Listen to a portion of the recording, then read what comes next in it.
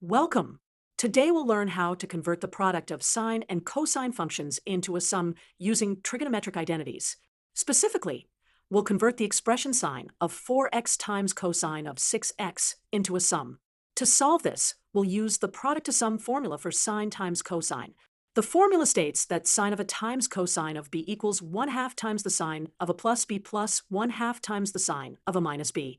In our problem, a equals 4x and b equals 6x. Let's substitute these values into our formula. We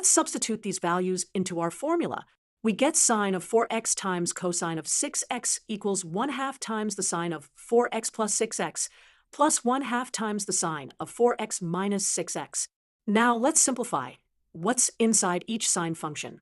In the first sine term, 4x plus 6x equals 10x. In the second sine term, 4x minus 6x equals negative 2x. Therefore, our final answer is sine of 4x times cosine of 6x equals 1/2 times sine of 10x plus 1/2 times sine of negative 2x. Note that sine of negative 2x equals negative sine of 2x, so we can write our final answer as 1/2 times sine of 10x minus 1/2 times sine of 2x. Let's review the key steps. First, we identified a as 4x and b as 6x in the product to sum formula. Then we substituted these values and simplified the expressions inside each sine term. Finally, we simplified the negative sine term to get our final answer. This process can be used to convert any product of sine and cosine functions into a sum.